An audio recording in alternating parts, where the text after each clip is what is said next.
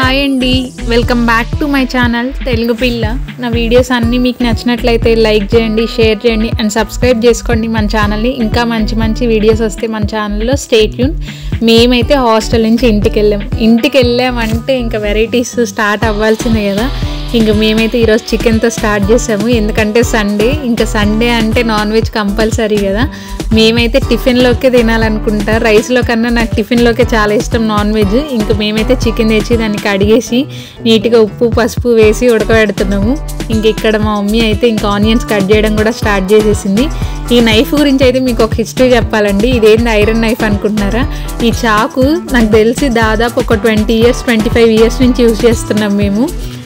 ఇంత ఎక్స్పీరియన్స్ కదా చాకుకి. ముందు మా షాప్లో యూజ్ చేసేవాళ్ళము, ఇప్పుడు ఇంటికి వచ్చింది అంతే డిఫరెన్స్ తప్ప ఆ షార్ప్నెస్ అయితే దానికి అస్సలు తగ్గలేదు.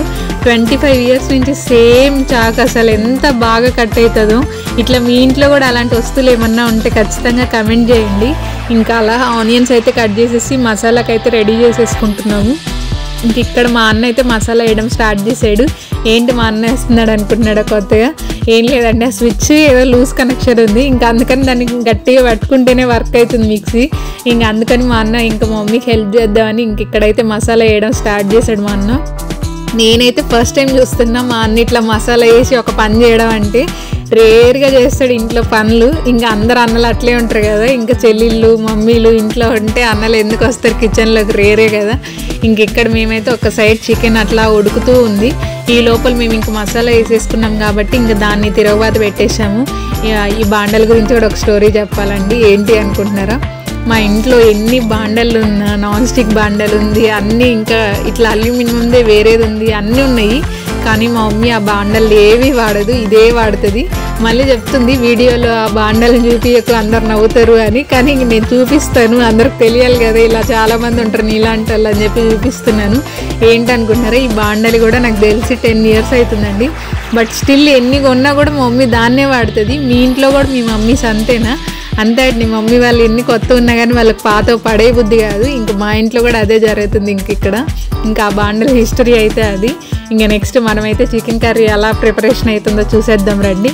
ఇంకా ఆనియన్స్ వేసేసి కరివేపాకు కొత్తిమీర అలానే మనం వేసుకున్న మిక్సీ పట్టిన మసాలా అన్నీ వేసి ఇట్లా కొంచెం ఆయిల్లో ఫ్రై చేయాలి. ఆయిల్లో ఫ్రై చేస్తే టేస్ట్ అసలు బాగుంటుంది మసాలా. అది ఆయిల్లో ఫ్రై చేయకపోతే పచ్చి స్మెల్ వస్తుంటుంది. సో అందుకని మేమైతే ఆయిల్లో ఫ్రై చేసేసుకుంటాము.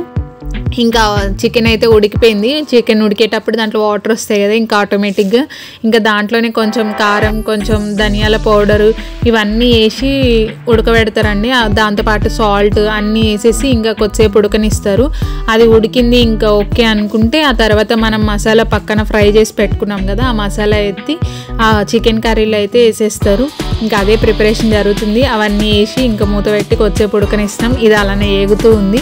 ఇంక ఫైనల్గా అయితే ఏగిపోయింది, అది ఉడికిపోయింది అని ఇంకా మేమైతే మసాలా దాంట్లో వేసేసి మనకి ఎన్ని వాటర్ కావాలనో అన్ని వాటర్ వేసుకోవచ్చు. కొంతమంది సూప్ లాగా ఇష్టపడతారు, కొంతమంది ఇట్లా గట్టిగా కావాలి అనుకుంటారు. మాకైతే సూప్ లాగే ఉండాలి, ఎందుకంటే టిఫిన్లోకి సూప్ లాగా ఉంటేనే బాగుంటుంది. ఇంకా అందుకని మేమైతే అలానే చేసుకుంటాము.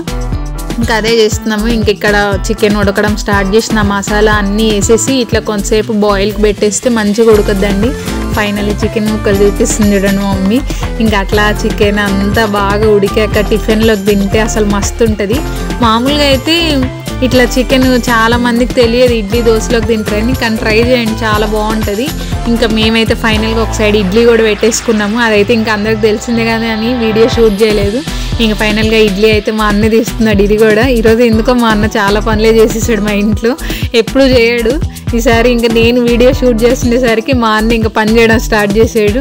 అట్లుంటుంది మరి, ఇంకా ఒకరు పని చేయకపోతే ఇంకొకరు చేయాల్సి వస్తుంది అన్నట్టు అయ్యింది. ఇంక మా మమ్మీకి హెల్ప్ చేస్తున్నాడు. అదిగాక మా అన్నకు నాన్ వెజ్ అంటే ఆకలి ఎక్కువ వేస్తుంది. ఇట్లా ఎంతమంది ఉంటారో కమెంట్ చేయండి. అదే వెజ్ చేసిన రోజు తినమని అడుక్కోవాలి ఇంట్లో అందరినీ. నాన్ వెజ్ అంటే మటుకు అసలు ఇంకా అడుక్కొని అవసరం, డైరెక్ట్గా వచ్చి కూర్చునేస్తారు ప్లేట్ ముందు. అట్లాంటి వాళ్ళు ఎవరన్నా ఉంటే కమెంట్ చేసేసిండి ఈ వీడియో చూసేవాళ్ళు. ఇంకా మా అన్న అయితే ఇడ్లీ తీస్తుంటే నేను చెప్తున్న గైడెన్స్ మళ్ళీ ఇట్లది ఇట్లా తీయాలి ఇడ్లీ అని. మా అన్న ఇంకా నన్ను అరుస్తున్నాడు, నాకు తెలుసులే నేను తీస్తలే అని చెప్పి ఇంకా అట్లా ఇడ్లీ తీసేసాడు.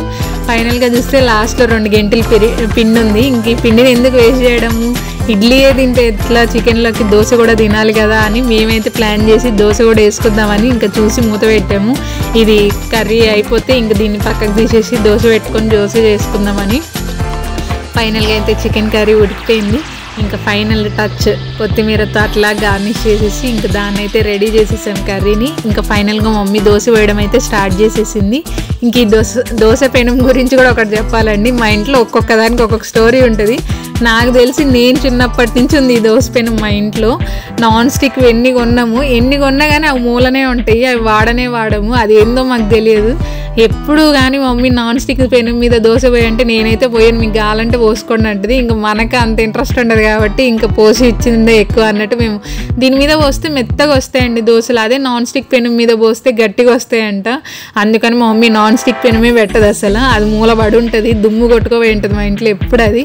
ఇంకా మా మమ్మీ అయితే ఈ పెనం మీదే పోస్తుంది ఎప్పుడు దోశ. ఇట్లాంటి పెనం మీరు ఇంకా యూజ్ చేస్తున్నారా? మీ ఇంట్లో కూడా ఉన్నాయా ఇలాంటి పెనుములు? కమెంట్ చేసేయండి.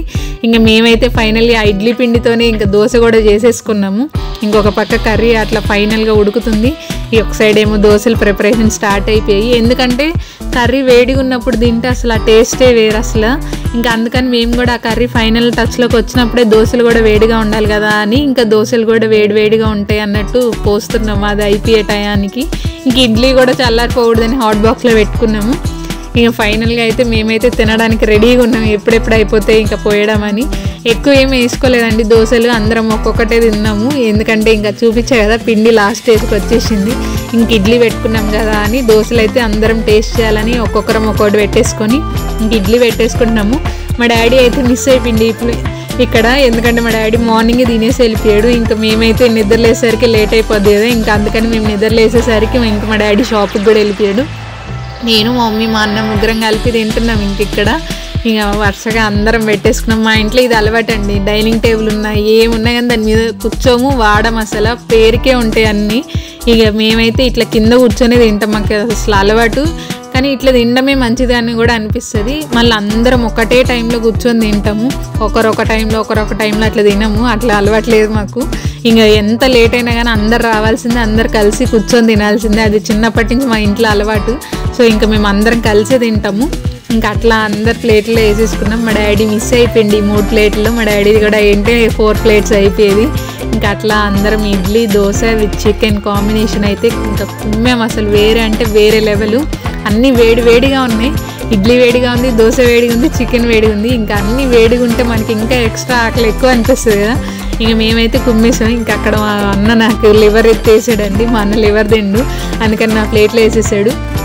ఫైనల్గా అయితే idli with chicken curry ready. Emmy ఉంది అసలు. టేస్ట్ అయితే మస్తు అంటే మస్తు ఉంది. ఎవరన్నా తెలియని వాళ్ళు ఉంటే చికెన్ ఇట్లా కర్రీ చేసుకోండి, ఇడ్లీ వేడిగా పెట్టుకొని దోశ పెట్టుకొని ట్రై చేయండి. అండ్ ఈ వీడియో నచ్చినట్టయితే లైక్ చేయండి, షేర్ చేయండి అండ్ సబ్స్క్రైబ్ చేసుకోండి మన ఛానల్ని. Thank you and thanks for watching. Bye.